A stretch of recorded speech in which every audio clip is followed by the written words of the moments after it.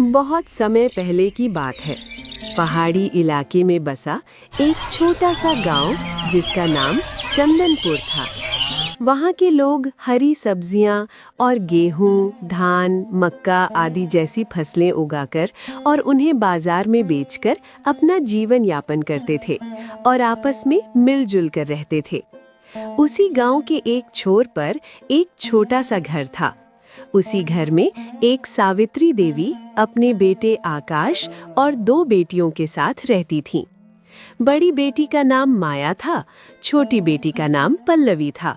सावित्री देवी के पति का देहांत कुछ समय पहले ही हो गया था।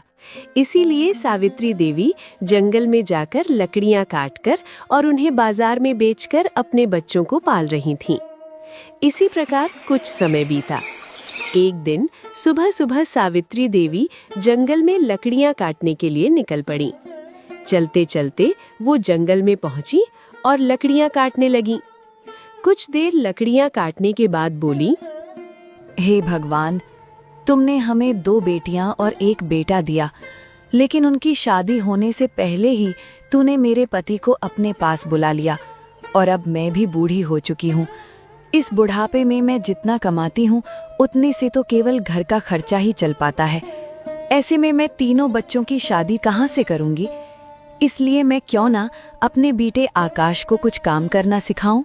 इतना सोचने के बाद सावित्री देवी ने लकड़ियों का गट्ठर उठाया और धीरे धीरे बाजार की ओर चल पड़ी। कुछ समय बाद सावित्री देवी बाजार में पहुंची और लकड़ियां बेच दी। उनसे जो भी रुपए मिले उन्हें लेकर जल्दी से अपने घर की तरफ चल दी। घर पहुंचते ही अपने तीनों बच्चों को पास में बुलाकर कहने लगी,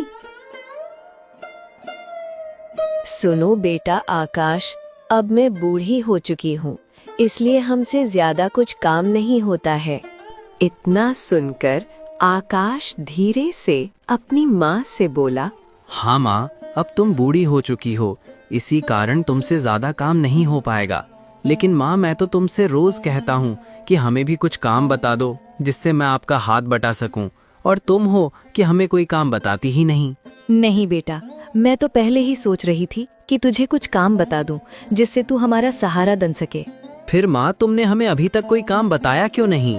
अरे बेटा आकाश, जिस दिन तेरे पिताजी इस दुनिया को छोड़कर गए थे, उसी दिन उन्होंने हमसे एक बात कही थी कि जब तक तुम्हारे हाथ पैर चलें तब तक अपने बेटे से कुछ भी काम मत करवाना। इसीलिए बेटा मैंने अभी तक तुझसे कुछ नहीं करवाया। तो माँ, अब तो तुम्हारे हाथ पैर अच्छे से काम नहीं करते हैं और अब मैं बड़ा भी हो चुका हूँ, इसलिए अब तुम हमें जल्दी से कुछ काम बता दो। अगर बेटा तेरी काम करने की ज्यादा ही इच्छा है तो सुन बेटा, तेरे पिताजी के जाने के बाद मैंने जंगल से लकड़ियां काट काट कर तुम तीनों को पाला है। इसलिए हमारा जो भी एक छोटा सा खेत था वो अभी तक खाली ही पड़ा रहता था। तो तू कल से उसमें ही फसलें उगाएगा और उन्हें बाजार में बेचकर अपना ये घर चलाएगा। ठीक है माँ, तो फिर मैं कल से ही खेतों में काम करूँगा।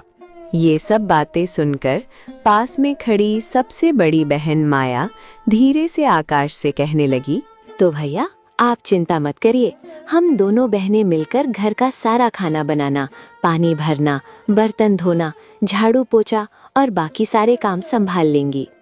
अरे माया बहन, तो देर किस बात की? शाम भी होने जा रही है, इसीलिए जल्दी से गरम गरम खाना बनाओ। हम सब लोग खा पी कर सो जाते हैं और कल सुबह ही मैं खेतों पर काम करने जाऊंगा। अपने भाई की इतनी बात सुनकर दोनों बहनें जल्दी जल्दी खाना बनाती हैं और जैसे ही खाना बनकर तैयार होता है तो सभी लोग खाना खाने लगते हैं। खाना खाने के बाद सभी लोग अपने अपने बिस्तर पर सो जाते हैं और जैसे ही अगली सुबह हुई तो आकाश अपनी माँ से कहने लगा, माँ, मैं खेतों की तरफ निकल रहा हूँ। खेतों पर जाकर मैं आज ही फसल बो दूंगा, जिससे हमारी फसल जल्द ही तैयार हो जाएगी। ठीक है बेटा, खेत पर संभल कर जाना और अच्छे से फसल की बुआई कर देना और अपना ख्याल भी रखना बेटा, कहीं तुझे कुछ हो ना जाए। अपनी माँ की इतनी बात सुनकर आकाश खेतों की तरफ निकल पड़ता है। रास्ते में चलता हुआ जा रहा था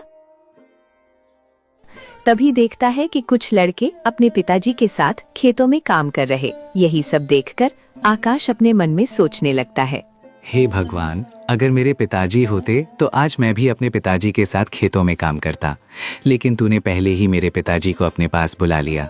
चलो अब तो अकेले ही खेतों में काम करना होगा। इतना सोचकर आकाश अपने खेतों की तरफ चल देता है।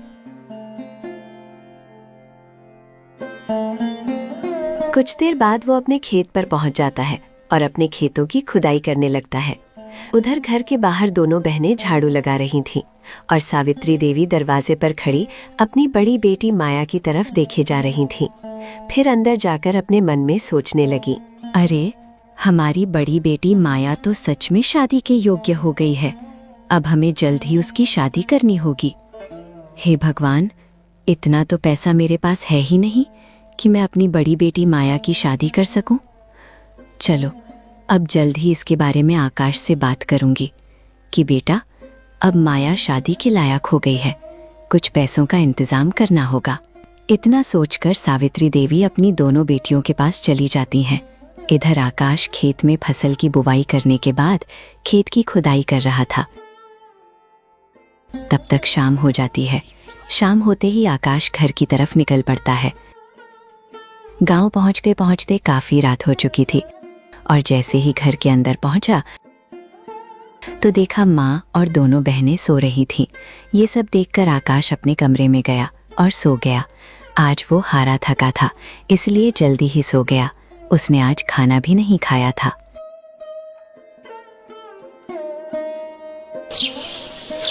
उधर जैसे ही सुबह हुई तभी आकाश अपनी माँ से कहने लगता है, माँ, कल मैंने सारी फसल की बुआई कर दी, इसलिए आज मैं आपके साथ जंगल में लकड़ियाँ काटने चलूंगा। अपनी बेटे की इतनी बात सुनकर सावित्री देवी अपने मन में सोचने लगती है, अरे, अभी तो दोनों बेटियां अपने अपने काम में लगी होंगी। यही अच्छा मौका है आकाश से माया की शादी के बारे में बात करने का। इतना सोचकर सावित्री देवी अपने बेटे से बोली, बेटा, तुम्हारी बड़ी बहन शादी के योग्य हो गई है, इसीलिए अब तुम्हें उसकी शादी भी कर देनी चाहिए। हाँ माँ, हमारी बड़ी बहन शादी करने के योग्य तो हो गई है, लेकिन माँ, बहन की शादी करने के लिए हमारे पास इतने सारे पैसे कहाँ से आएंगे? अरे बेटा, तुमने जो फसल खेतों में बोई है ना, जब वो तैयार हो जाएगी ना, उसे बेचकर जो भी पैसा हमारे पास आएगा उसी से हम तुम्हारी बहन की शादी अच्छे से कर लेंगे। इसलिए चिंता मत करो, भगवान सब ठीक करेगा। लेकिन माँ, फिर घर का खर्चा कैसे चलेगा? अरे बेटा, तू उसकी चिंता मत कर, मैं हूं ना। मैं जंगल से रोज लकड़ियां काट लाऊंगी, उसी से घर का सारा खर्चा चलता रहेगा। इसलिए बेटा, फसल का सारा पैसा बच जाएगा और उसी से तुम्हारी बहन की शादी भी हो जाएगी। हाँ माँ, ये बात तो आपने बिल्कुल ठीक कही है, लेकिन माँ, शादी के बारे में हमें कुछ मालूम भी नहीं है। अगर कहीं लड़का देखने जाएंगे तो हमारे साथ में एक लोग और भी तो होना चाहिए। तू इसकी चिंता क्यों करता है? तेरे साथ में जाने के लिए तेरे पिताजी के दोस्त दीनदयाल काका है ना, इसके बारे में मैं उन्हें सब बता दूंगी तो वो तेरे साथ चले जाएंगे। खुशी की बात यह है कि वो अपने गांव में ही रहते हैं। ठीक है माँ, तुम दीनदयाल काका को बहन की शादी के बारे में सब कुछ बता देना, तभी मैं किसी एक दिन उनके साथ ही लड़का देखने चला जाऊंगा। तब तक मैं खेत की तरफ जा रहा हूँ। ठीक है बेटा, तू खेत की तरफ जा और अच्छे से देखभाल कर, मैं काका से बात कर लूंगी। अपनी माँ की इतनी बातें सुनकर आकाश खेतों की तरफ चल देता है। कुछ ही देर में वो खेत पर पहुंचता है और खेतों में खाद पानी देता है, जिससे फसल जल्दी तैयार हो जाए। खाद पानी देने के बाद आकाश घर पर चला आता है। इधर तब तक शाम हो जाती है। तभी सभी लोग खाना खाकर सो जाते हैं। इसी प्रकार कुछ समय गुजर जाता है। तभी एक दिन सावित्री देवी लकड़ियां काटने जा रही होती है।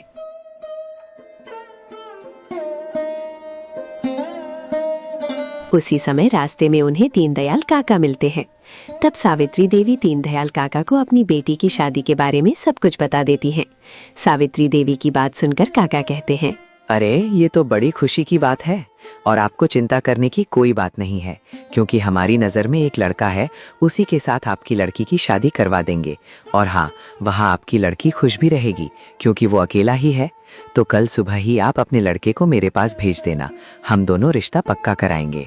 ठीक है, आपका बहुत बहुत धन्यवाद। मैं कल सुबह ही अपने लड़के को आपके साथ भेज दूंगी। दीनदयाल काका से इतनी बात कहकर सावित्री देवी जंगल की तरफ चली जाती है।